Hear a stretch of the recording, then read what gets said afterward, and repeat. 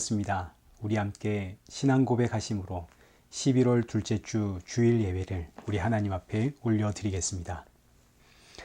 전능하사 천지를 만드신 하나님 아버지를 내가 믿사오며 그 외아들 우리 주 예수 그리스도를 믿사오니 이는 성령으로 잉태하사 동정녀 마리아에게 나시고 본디오 빌라도에게 고난을 받으사 십자가에 못 박혀 죽으시고 장사한 지 사흘 만에 죽은 자 가운데서 다시 살아나시며 하늘에 오르사 전능하신 하나님 우편에 앉아 계시다가 저리로서 산자와 죽은 자를 심판하러 오시리라. 성령을 믿사오며 거룩한 공예와 성도가 서로 교통하는 것과 죄를 사하여 주시는 것과 몸이 다시 사는 것과 영원히 사는 것을 믿사옵나이다. 아멘. 교동문 제28번입니다. 하나님이여 주는 나의 하나님이시라. 내가 간절히 주를 찾되 물이 없어 마르고 황폐한 땅에서 내 영혼이 주를 갈망하며 내 육체가 주를 앙모하나이다. 내가 주의 권능과 영광을 보기 위하여 이와 같이 성소에서 주를 바라보았나이다. 주의 인자하심이 생명보다 나으므로 내 입술이 주를 찬양할 것이라.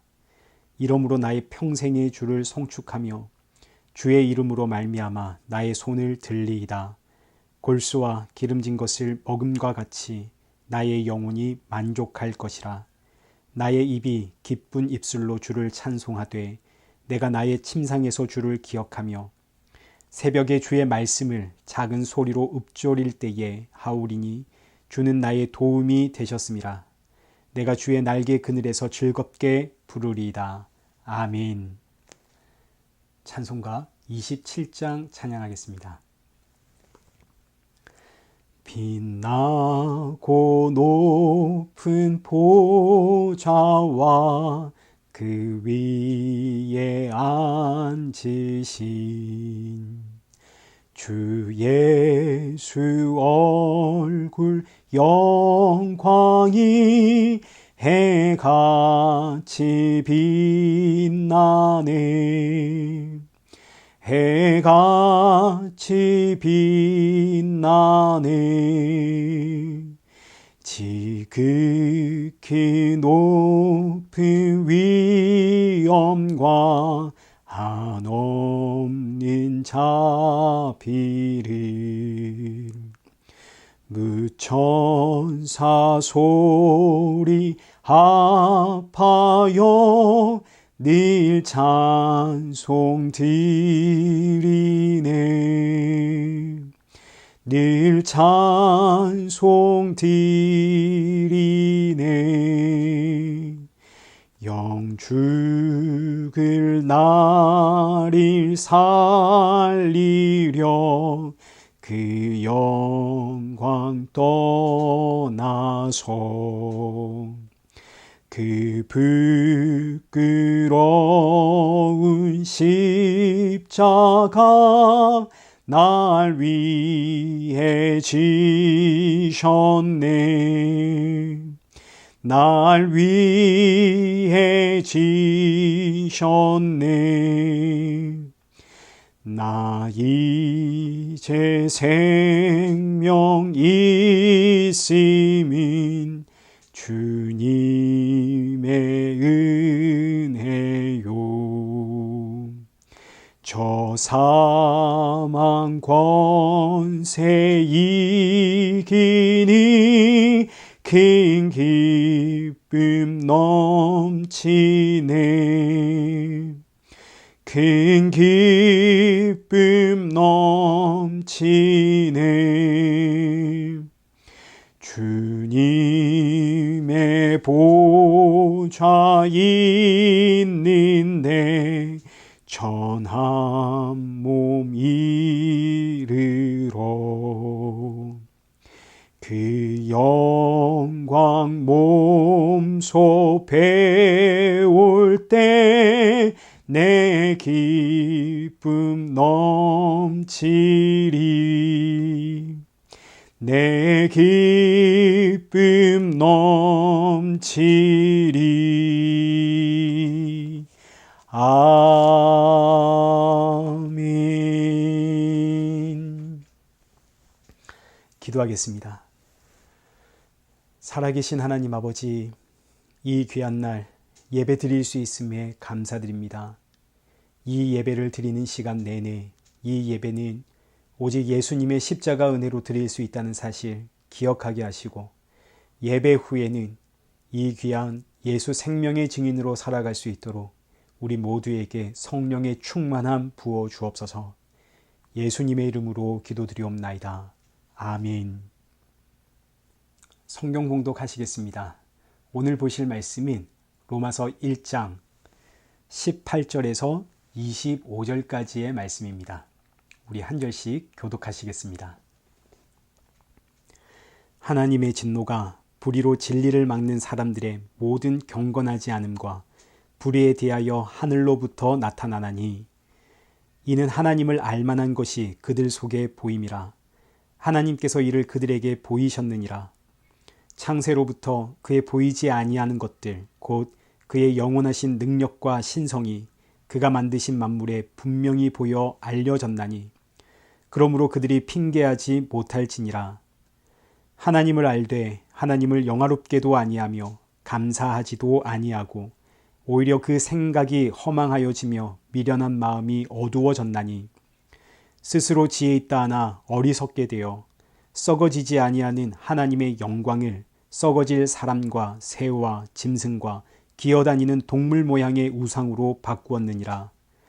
그러므로 하나님께서 그들을 마음의 정욕대로 더러움에 내버려 두사 그들의 몸을 서로 욕되게 하게 하셨으니, 이는 그들이 하나님의 진리를 거짓 것으로 바꾸어 피조물을 조물주보다 더 경배하고 섬김이라. 주는 곧 영원히 찬송할 이시로다. 아멘.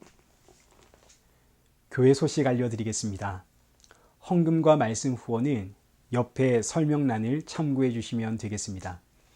계속해서 우리 이레교회의 예배처를 위하여 기도 부탁을 드립니다. 이레교회 온라인 라이브 예배는 주일 오후 1시입니다. 아동부와 청소년부 예배는 주일 오전 11시입니다. 수요 예배는 저녁 7시가 되겠습니다. 참여하시는 방법은 줌으로 들어오셔서 778-878-5238을 입력하시면 됩니다. 우리 아동부와 청소년부의 참여는 우리 부모님이 독려해 주시면 감사하겠습니다. 오늘 살펴볼 로마서 1장 18절부터 25절까지의 이 말씀은 지난주에 살펴보았던 16절과 17절에 대한 부연 설명입니다. 먼저 16절과 17절 말씀을 한번 보시죠.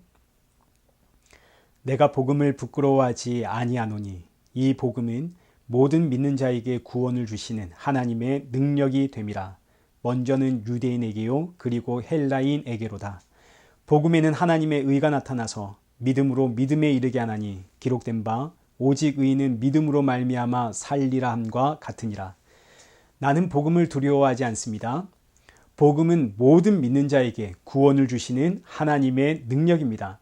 복음에는 하나님의 의가 나타나서 믿음으로 믿음에 이르게 합니다. 그리고 이제 이어지는 말씀이 18절입니다. 그런데 이 18절은 우리말 성경에는 지금 생략되어져 있지만 원어에는 18절이 왜냐하면 하고 시작을 합니다. 왜냐하면 18절에 하나님의 진노가 있기 때문입니다. 하나님의 진노가 있습니다. 그래서 나는 복음이 부끄럽지 않습니다. 복음은 나를 구원하시는 하나님의 능력입니다.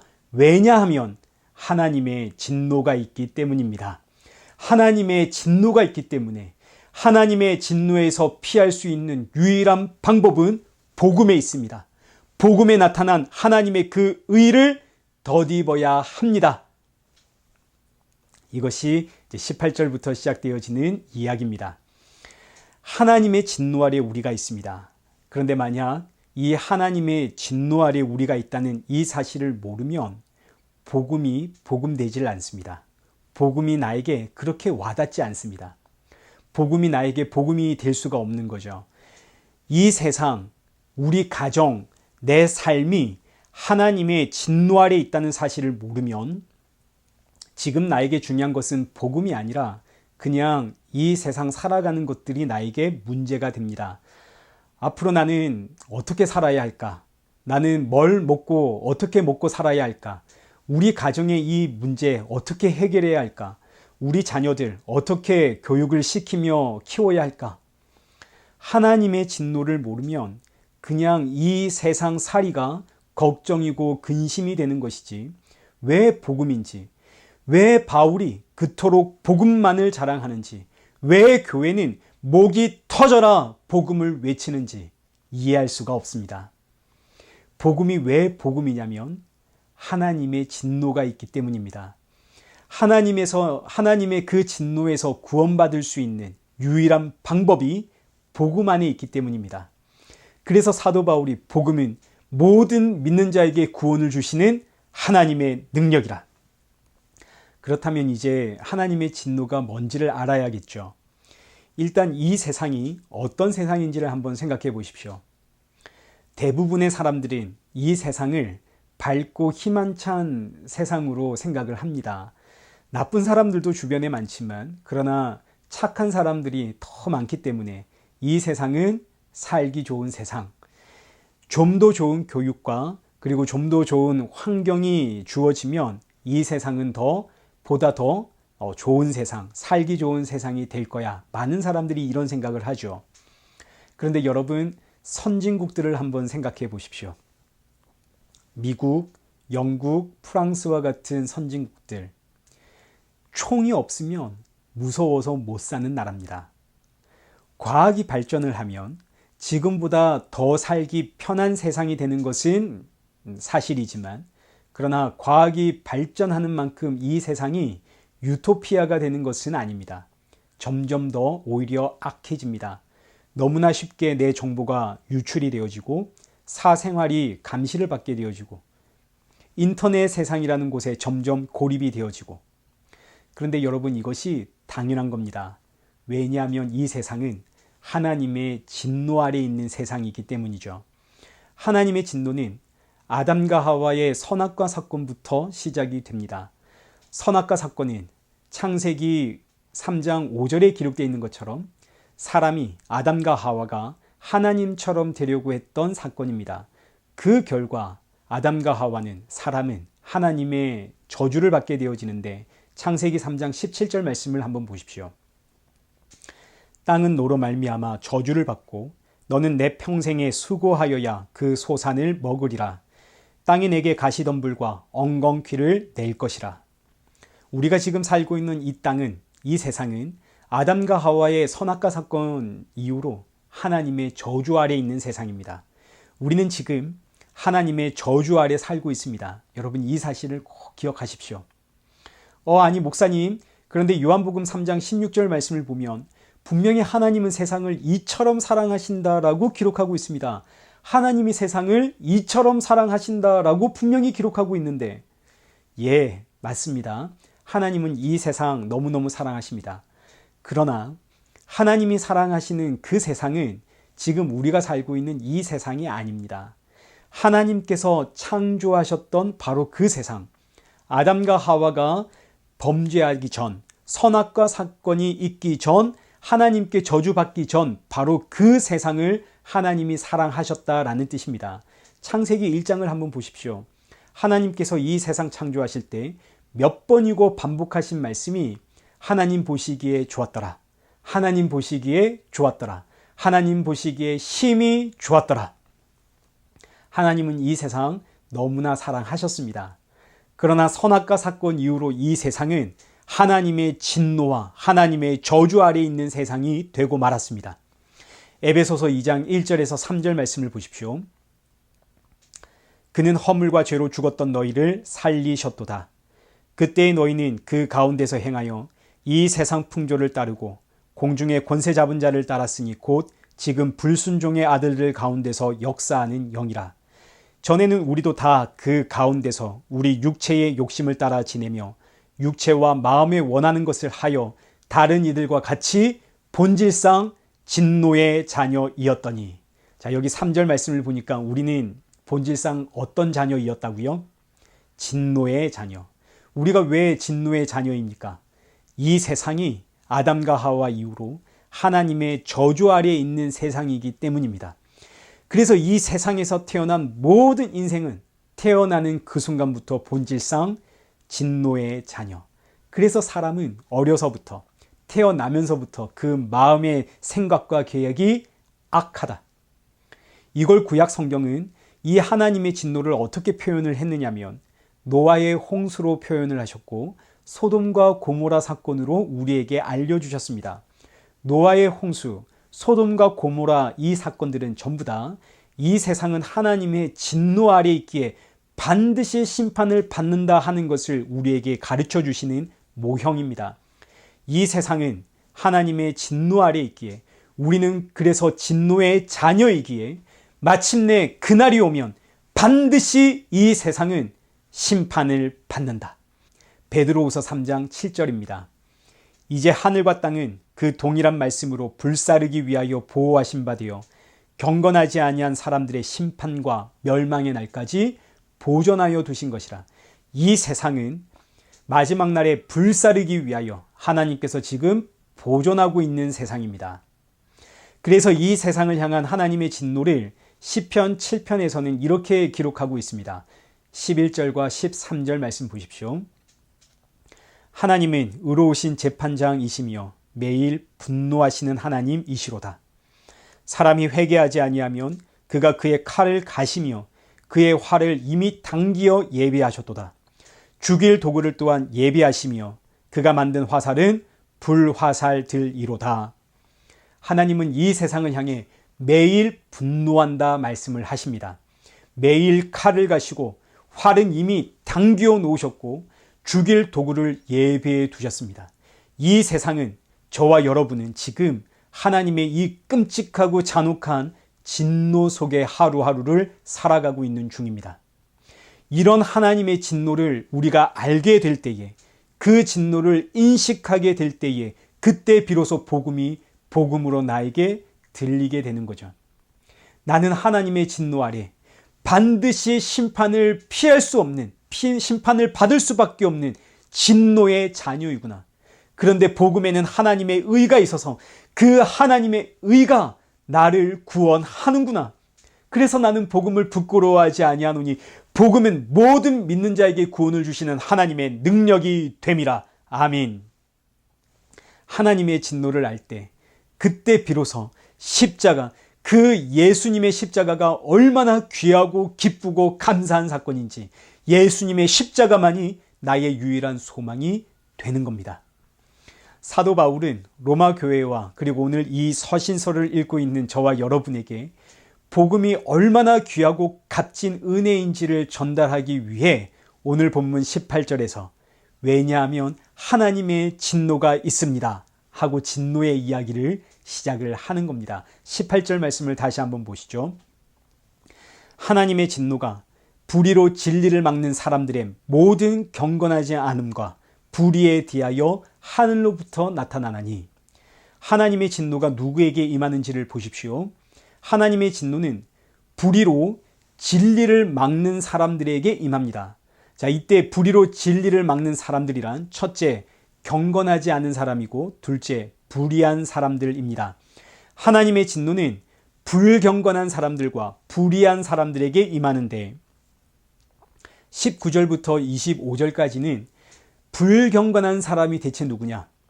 어떤 사람이 불경건한 사람들이냐에 대한 내용이고 26절부터 32절까지는 불의한 사람들은 누구냐? 여기에 대한 내용입니다.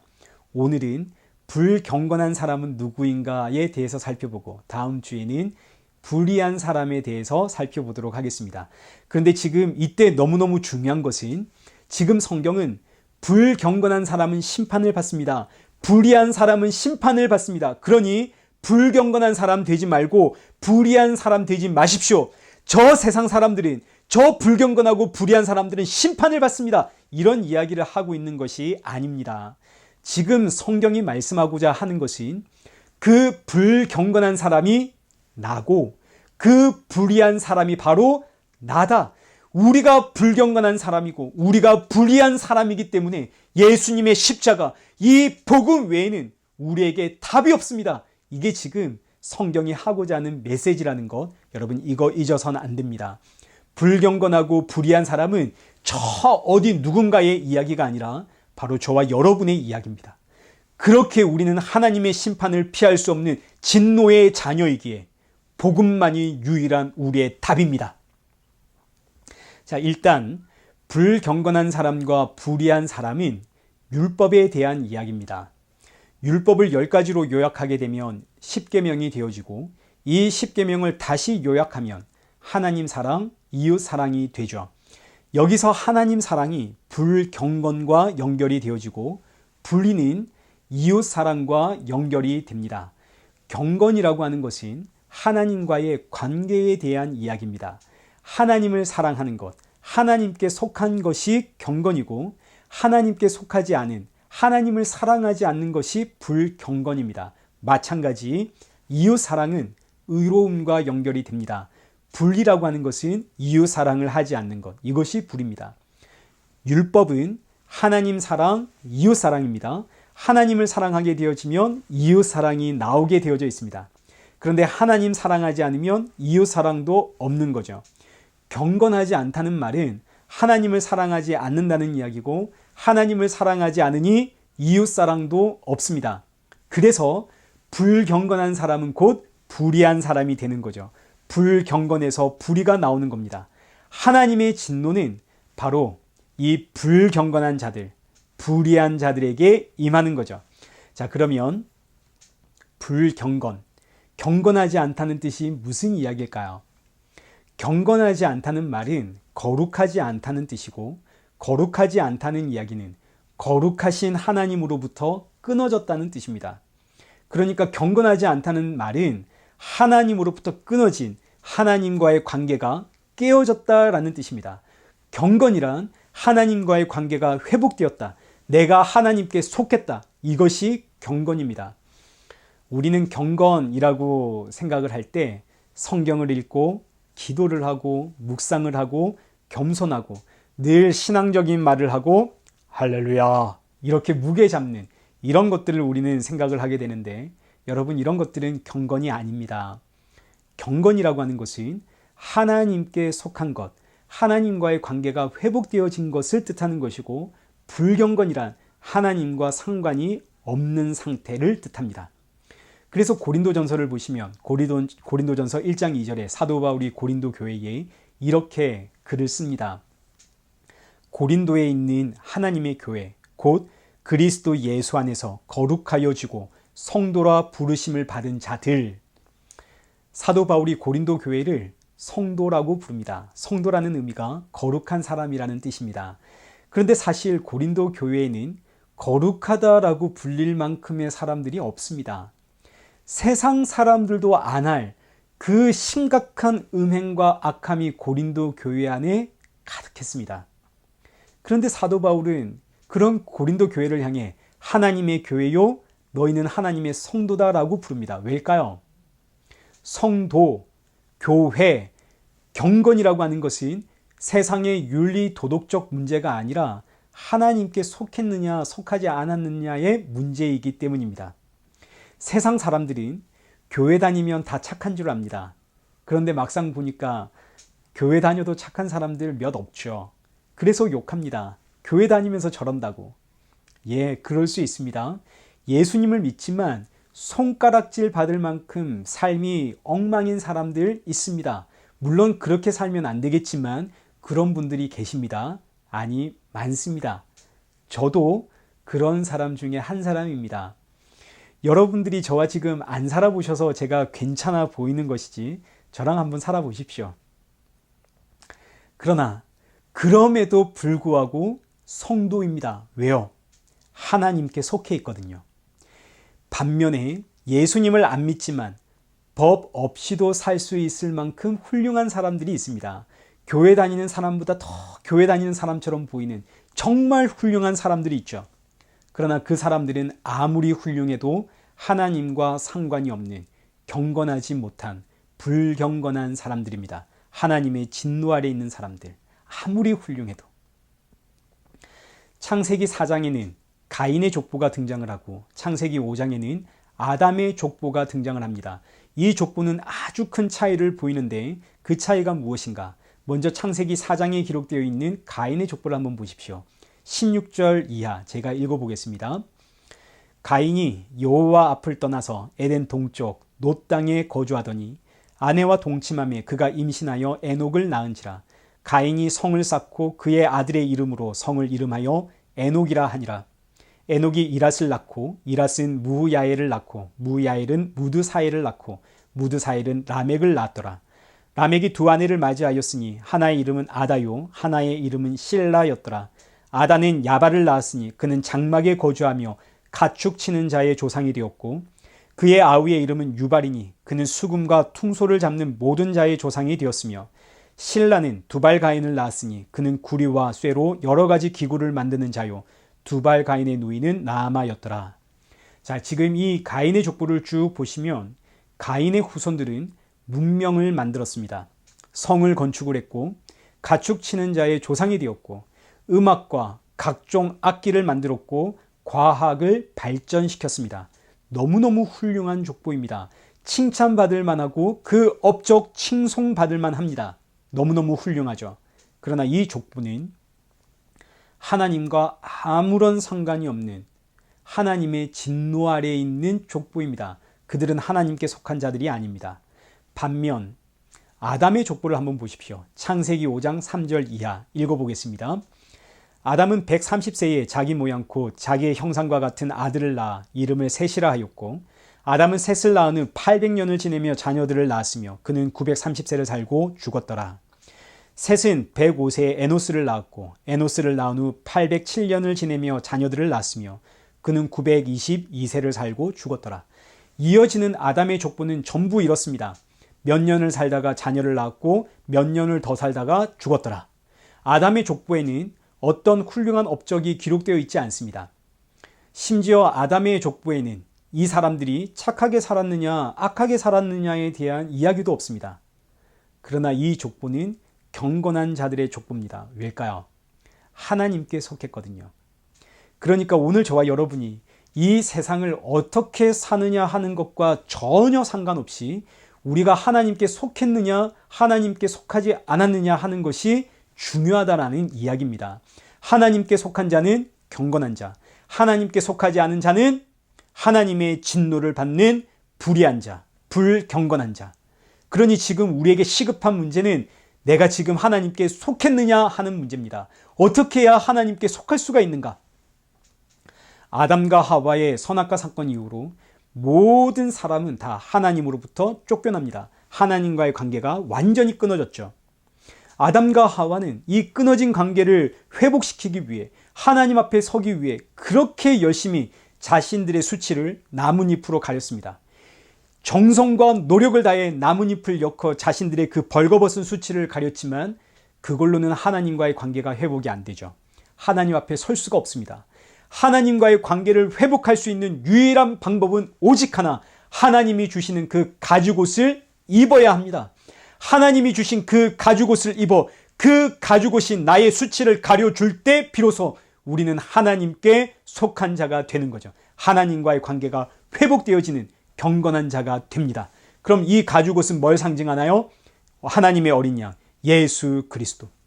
예수님 십자가에서 흘리신 그 보혈이 나를 덮어야만 하나님과 그 관계가 회복되어지는 하나님께 속한 자가 되는 겁니다. 그래서 주신 것이 율법입니다. 율법은 출애굽한 이스라엘 백성들이 가나안 땅에 들어가면 반드시 지켜야 하는 법입니다. 가나안 땅은 하나님의 나라를 상징하죠. 하나님 나라에 들어가려면, 하나님 나라에서 살려면 반드시 이 율법을 지켜야 하는데 율법에서의 핵심은 제사법에 있습니다. 제사법은 전부 하나님과의 화목을 이루는 것이 그 목적입니다. 하나님과 화목을 이루지 못하면 하나님 나라에서 살 수가 없죠. 그럼 하나님과 화목을 이루기 위해서는 어떻게 해야 하는가? 어린 양이 죽어야 됩니다. 어린 양의 죽음으로만 하나님과 화목을 이룰 수 있다. 이것이 율법에 기록되어 있는 제사법의 가르침이고 율법 전체의 메시지입니다. 하나님의 어린 양이 죽어야만 하나님과 화목할 수 있다. 이스라엘 백성들이 어떻게 출애굽했는지를 기억하십시오. 그날에 어린 양이 죽었습니다. 그날에 어린 양이 죽어 그 어린 양의 피를 발랐기에 구원을 받고 출애굽을 했죠. 이것이 바로 율법의 핵심입니다. 어린 양이 죽어 그 피를 흘려야만 하나님과 화목을 이룰 수 있다. 그래서 예수님 십자가에 죽으셨고 주의 백성들은 그 피, 그 보혈로 하나님과 화목을 이루고 하나님께 속한 자녀가 됩니다. 그렇다면 이제 경건한 자란 어떤 자가 경건한 자입니까? 하나님의 어린 양, 그 피를 발라야만 경건한 자가 되겠죠. 예수님께 속한 자, 예수님을 믿는 자가 경건한 자입니다. 그래서 교회와 성도는 예수님의 그 보혈, 그 피로 세워진 공동체, 거룩한 공동체, 진짜 교회와 성도가 거룩해서 거룩한 공동체라고 부르는 거 아닙니다. 예수님의 보혈을 통해 세워졌기에 하나님께 속했기에 그래서 거룩한 공동체입니다. 그래서 교회 꼭대기에 뭐가 세워져 있나요? 십자가가 세워져 있죠. 십자가. 교회는 이 십자가에서 흘리신 예수님의 보혈을 통해 세워졌다는 이야기입니다. 십자가의 보혈이 이 교회에 흐르고 있는 이상은, 십자가의 보혈이 이 성도들에게 흐르고 있는 이상, 이 교회와 성도는 누가 뭐라 해도 거룩한 주의 백성이다. 경건하다. 그 이야기입니다.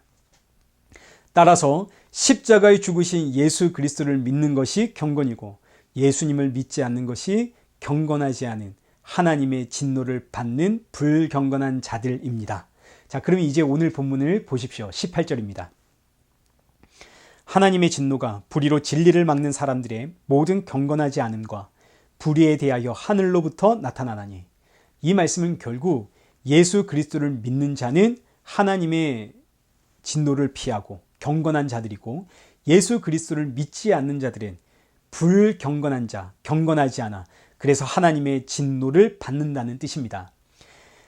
경건하지 않은 자들에게는 하나님의 진노가 임하는데, 이제 19절과 20절 말씀을 보십시오. 이는 하나님을 알만한 것이 그들 속에 보임이라. 하나님께서 이를 그들에게 보이셨느니라. 창세로부터 그의 보이지 아니하는 것들, 곧 그의 영원하신 능력과 신성이 그가 만드신 만물에 분명히 보여 알려졌나니 그러므로 그들이 핑계치 못할지니라. 하나님은 이 세상에 하나님을 알만한 것들을 전부 보여주었습니다. 여러분, 자연을 보십시오. 철저한 규칙을 따라 움직입니다. 이 세상엔 분명 창조주가 있다 하는 것을 하나님은 하나님이 지으신 이 모든 만물을 통해 사람들에게 보여주었습니다. 그러나 경건하지 않은 자들은, 하나님께 속하지 않은 자들은 이 사실을 힘써 외면합니다. 온 힘을 다해 하나님을 반대하는 거죠. 신은 없다. 과학을 통해서 신은 없다. 끊임없이 신이 없음을 증명을 합니다. 그러나 이들은 나중에 하나님의 심판대 앞에서 핑계댈 수가 없습니다. 하나님은 이 세상에 이미 하나님을 알만한 것들을 다 보여주셨기 때문입니다. 그런데 이 말씀을 가지고 자연을 통해서 하나님을 알 수가 있구나. 예수님을 몰라도 자연을 통해서 하나님을 알게 된 자들은 구원을 받겠구나. 여러분, 이렇게 말하는 자들이 있는데 그런 거 아닙니다. 여러분, 그렇게 생각하시면 절대 안 됩니다. 만약 그렇다면 예수님 이 땅에 오실 이유가 없죠. 자연을 통해서 하나님을 발견한 사람 다 구원받는다면 예수님 뭐하러 이 땅에 오십니까? 예수님 뭐하러 십자가에 죽으십니까? 여러분, 그렇지 않습니다. 그러니까 이 말씀의 의미는 자연을 통해서 창조주가 있구나. 그래서 자연을 통해 하나님을 발견한 사람들은 구원을 받는다. 이런 이야기가 아니라 불경건한 자들, 하나님께 속하지 않은 자들은, 신이 없다 하는 자들은 나중에 하나님 앞에서 나는 정말 몰랐어요 라고 핑계댈 수가 없다라는 이야기입니다. 자, 그런데 21절과 23절을 한번 보시죠. 이 말씀은 하나님을 아는 자들에게 주시는 말씀입니다. 21절 보시죠. 하나님을 알되, 하나님을 압니다. 하나님을 알되 하나님을 영화롭게도 아니하며 감사하지도 아니하고 오히려 그 생각이 허망하여지며 미련한 마음이 어두워졌나니 스스로 지혜 있다 하나 어리석게 되어. 자, 보십시오. 21절은 하나님을 아는 사람이 그 대상입니다. 하나님을 아는 사람들. 누가 하나님을 아는 사람들인가요? 대표적인 민족이 유대인들이죠. 이스라엘 민족들. 이스라엘 민족들은 하나님을 압니다. 율법을 받았습니다. 그런데 뭘 모르나요? 그 율법이 증거하고 있는 하나님의 어린 양 예수 그리스도를 모르죠. 하나님과 화목되는 방법을 모르는 겁니다. 율법을 보고 있으면서도. 아침 저녁으로 그렇게 어린 양을 잡아 하나님 앞에 예배하면서도 찬양하면서도 하나님과 화목되는 방법을 모릅니다. 예수님을 모르죠. 예수님을 부인합니다. 그래서 이스라엘 백성들은 그렇게 예배자로 살아가지만 율법에 흠이 없도록 자신을 쳐서 율법에 의로운 사람으로 살아가지만 그들은 하나님을 영화롭게도 아니하고 하나님께 감사하지도 아니하는, 오히려 그 생각이 허망하여져 미련한 마음이 어두워 스스로 지혜에 있다 하나 어리석은 자들입니다. 이 말씀은 이스라엘 백성들에게만 주는 말씀이 아니라 지금 로마 교회와 그리고 오늘 우리 교회, 오늘 우리들에게도 동일하게 주시는 말씀입니다. 로마 교회는 예배자입니다. 하나님께 예배드리고 있습니다. 오늘 이 땅의 교회도 주일이 되면 모여서 하나님 앞에 예배를 드립니다. 하나님을 찬양하죠. 그런데 왜 예배합니까? 왜 찬양합니까? 무엇을 위해서? 예수님 때문입니다. 예수님이 그 하나님의 진노에서 나를 구원하셨기 때문에, 그래서 우리는 예배자가 되는 겁니다. 전부 예수님의 십자가 공로 때문입니다. 그런데 그 예수님은 사라지고, 여러분, 우리가 구원받았으니 이제 우리 하나님의 말씀대로 사는 인생이 되십시다. 하나님께 칭찬받는 성도가 되십시다. 세상에서 보다 정직하게 사십시다. 성실하게 사십시다. 정말 지혜로운 말이고 참 하나님을 사랑하는 말이고 참 하나님을 잘 섬기는 말처럼 들립니다. 그러나 하나님은 이런 교회와 성도들을 향해 하시는 말씀이, 너희는 어리석다. 너희는 지금 스스로 지혜 있다 여기지만, 너희는 지금 스스로 경건하다 말하고 있지만 예수를 모르기에 너희는 어리석은 자다. 하나님의 진노 아래 있는 자들이다. 너희의 예배는 헛것이다. 그래서 구약 성경의 마지막 성경 말라기를 보시면 말라기 1장 4절 한번 보십시오. 나 만군의 여호와는 이르노라. 그들은 쌓을지라도 나는 헐리라. 사람들이 그들을 이끌어 악한 지역이라 할 것이요 여호와의 영원한 진노를 받는 백성이라 할 것이라. 너희가 예배를 드린다고 자꾸 쌓아 올리면 나는 그거 전부 헐어버리겠다라는 이야기입니다. 그리고 하나님께서 하시는 말씀이 6절. 내 이름을 멸시하는 제사장들아, 나 만군의 여호와가 너희에게 이르기를, 아들은 그 아버지를, 종은 그 주인을 공경하나니 내가 아버지일진데 나를 공경함이 어디 있느냐? 내가 주인일진데 나를 두려워함이 어디 있느냐 하나 너희는 이르기를, 우리가 어떻게 주의 이름을 멸시하였나이까 하는도다. 자, 여러분 보십시오. 하나님은 이스라엘 백성들에게 너희는 나를 공경하지 않아, 너희는 나를 두려워하지 않아. 그러자 이스라엘 백성들이 하는 말이, 하나님, 우리가 언제 주의 이름을 멸시하였습니까? 우리는 하나님 앞에 언제나 예배자입니다. 그래서 하나님께서 하시는 말씀이 10절. 만군의 여호와가 이르노라.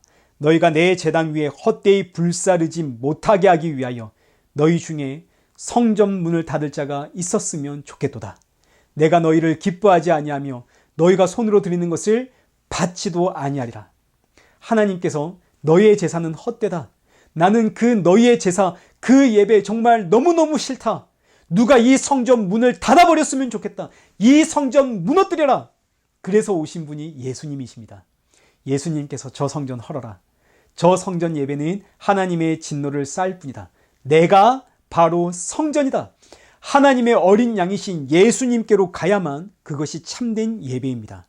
예수님께로 가야만 하나님께 속한 예배자요 하나님의 기쁨이 되는 거죠. 여러분, 모든 예배는 하나님의 어린 양이신 예수 그리스도를 바라보는 것, 여러분, 이것이 예배입니다. 그런데 이스라엘 백성들은 이걸 모르고 그저 우리는 오늘도 짐승을 잡아 하나님 앞에 예배드리면서 하나님 받으십시오. 하나님, 우리가 주를 찬양합니다. 우리가 예배자입니다. 우리는 이렇게 열심과 정성을 다해 하나님의 말씀대로 살아가고 있습니다. 율법에 흠이 없도록 지키고 있습니다. 그런데 하나님, 왜 자꾸 이렇게 섭섭한 말씀을 하십니까? 이것이 바로 오늘 본문 로마서 1장 23절. 썩어지지 아니하는 하나님의 영광을 썩어질 사람의 것으로 바꾸었다. 썩어질 사람과 새와 짐승과 기어다니는 동물 모양의 우상으로 바꾸어 버렸다라는 이야기입니다. 23절 다시 보십시오. 그 시작이 하나님의 영광을 썩어질 사람과 바꾸었다. 이 이야기가 여러분 우리 하나님 앞에서 이런 사람 되십시다. 이 말이 바로 하나님의 영광을 썩어질 사람의 것으로 바꿨다라는 뜻입니다. 하나님 앞에서 우리 이런 사람이 되십시다. 여러분 우리 교회는 전도하는 교회, 선교하는 교회가 되십시다. 여러분 이런 것들이 전부 다 우상 숭배입니다. 교회는 여러분 우리 이런 교회가 되십시다. 여러분 우리 이런 성도가 되십시다. 이렇게 외치는 곳 아닙니다. 교회는 예수님만이 하나님의 진노에서 우리를 구원하시는 유일한 길이요 진리요 생명입니다. 예수님 믿는 믿음 구하며 사십시오. 이걸 외치는 곳이 교회입니다. 여러분 하나님의 말씀대로 살자. 이 말씀을 듣고 어떻게 하나님의 말씀대로 살아지던가요? 우리 교회는 전도하는 교회가 되십시다. 그래서 여러분 전도하며 사십니까? 여러분 우리 사랑하며 사십시다. 사랑하며 사라지던가요? 정직하며 사십시다. 여러분 정직하게 사라집니까? 이 세상의 구조가 정직하게 살 수 없는 구조입니다. 아무리 우리가 하나님 사랑 외쳐도 우리는 하나님 사랑 못하며 살아가고 있죠. 바쁜 일이 있으면 주일 한번 빠지고, 시험 기간이 되면 주일 한번 빠지고, 급한 일이 있으면 예배가 생각이 안 나고, 예배 시간 놓치고, 그러면서도 우리 교회는 기도회가 없어. 우리 교회는 전도를 안 해. 우리 교회는 구제를 안 해. 이러면서 자신의 잘났음, 자신의 옳음, 자신의 지식과 그 지혜를 드러내는 바로 이것이 우상 숭배하는 어리석은 사람들, 경건하지 못한 자들. 예수님께는 관심이 없고 그저 내가 아는 지식, 내 생각, 내 논리로 교회와 성도를 난도질하는 이것이 바로 불경건한 사람들의 이야기입니다. 여기에 쇠기를 받는 말씀이 24절. 그러므로 하나님께서 그들을 마음의 욕심대로 더러움에 내버려 두사 그들의 몸을 서로 욕되게 하게 하셨으니 이는 그들이 하나님의 진리를 거짓 것으로 바꾸어 피조물을 조물주보다 더 경배하고 섬김이라. 이 말씀은 다음 주에도 다시 한번 살펴보겠지만 하나님과 상관없는 자들은 하나님께서 그냥 내버려 두십니다. 교회에서 큰 소리를 치던 자기 주장이 옳다 외치던 그냥 하나님께서 내버려 두십니다. 그래서 이들은 조물주보다, 조물주이신 예수님보다 피조물, 자신들의 행위, 자신들의 이성과 논리를 더 경배하며 섬깁니다. 우리는 이렇게 사랑했습니다. 우리는 이렇게 섬겼습니다. 우리는 이렇게 전도했고 선교했고 구제했고 우리는 이렇게 기도하고 있습니다. 하나님 앞에서 자신들의 그 행위 자랑하도록 하나님께서 그냥 내버려 두십니다. 이렇게 내버려 둔 교회와 그 교인들, 하나님의 진노 아래 있다 이거죠. 그래서 교회는 끊임없이 외치는 겁니다. 예, 여러분, 우리 모두 죄인입니다. 맞습니다. 우리 교회는 정말 부족한 교회입니다. 그러니 여러분, 예수님을 믿는 믿음 구하며 사십시오. 예수님만이 우리의 유일한 구원자입니다. 교회는 이 말씀을 끊임없이 선포해야 하는 겁니다. 말씀을 맺겠습니다. 사도 바울이 지금 이 무서운 진노와 하나님의 이 심판의 말씀을 여기 기록하고 있는 이유는 이 말씀을 들을 때에 내가 그동안 우상 숭배했던 우상 숭배자구나. 내가 그동안 내 행위에 너무너무 집착하며 살았구나. 내가 썩어질 것으로 하나님의 영광을 바꾸었구나. 자신의 모습을 깨닫고 회개하라고 이 말씀을 기록을 했습니다. 나는 이렇게 죄인이기에 예수님 외엔 답이 없습니다. 나의 행위를 통해서 의가 만들어지는 것이 아니라 복음 안에 하나님의 의가 있습니다. 그래서 복음은 이런 나를 구원하는 하나님의 능력입니다. 그래서 25절 하반절 말씀이 이렇게 끝이 나는 겁니다. 주는 곧 영원히 찬송할 이시로다. 아멘. 이렇게 끝나는 거죠. 나는 우상 숭배자입니다. 나는 끊임없이 내 자랑이 나오고 내 잘남이 나오고 옳고 그름을 가지고 평가하고 정죄하고 판단하는 나는 그런 인생입니다. 그래서 나는 하나님의 진노와 그 심판을 받아 마땅한 인생인데 이런 나를 그냥 내버려 두지 아니하시고 하나님을 보게 하시고 그 믿음 넣어주시니 이런 나 같은 죄인을 구원하신 나의 주 예수 그리스도는 영원히 찬송할 이시로다. 아멘. 이 찬송의 고백이 사도 바울의 이 고백이 저와 여러분과 여러분의 가정의 고백이 되어 우리 주 예수 그리스도 오시는 그날까지 이 복음의 증인으로 기쁨으로 감사함으로 날마다 살아가는 저와 여러분 되시길 축원합니다. 우리 함께 기도하겠습니다. 살아계신 하나님 아버지, 이 세상은 하나님의 진노 아래 있고 우리 역시 본질상 진노의 자녀였지만 우리를 부르시고 예수 믿는 믿음 넣어주심으로 경건한 자, 성도로 불러주시니 감사합니다. 나의 행위를 보지 않으시고 오직 내 안에 넣어주신 예수님 믿는 믿음으로 인해 의롭다 칭해 주시니 감사합니다. 우리는 너무나 연약하여 틈만 나면 세상을 바라보는 인생이오니 오늘도 내일도 주님 오시는 그날까지 우리 안에 예수 믿음 충만하도록 날마다 믿음의 믿음 더하여 주옵소서. 예수님의 이름으로 기도드리옵나이다. 아멘. 우리 찬송가 543장 찬양하신 이후에 축도로 예배를 마치겠습니다. 어려운 일 당할 때 나의 믿음 적으나 의지하는 내 주를 더욱 의지합니다. 세월 지나갈수록 의지할 것뿐일세. 무슨 일을 당해도 예수 의지합니다. 성령께서 내 마음 밝히 비춰주시니 인도하심 따라서 주만 의지합니다. 세월 지나갈수록 의지할 것뿐일세. 무슨 일을 당해도 예수 의지합니다. 밝을 때의 노래와 어둘 때의 기도로 위태할 때 도움을 주께 간구합니다. 세월 지나갈수록 의지할 것뿐일세. 무슨 일을 당해도 예수 의지합니다. 생명 있을 동안에 예수 의지합니다. 천국 올라가도록 의지할 것뿐일세. 세월 지나갈수록 의지할 것뿐일세.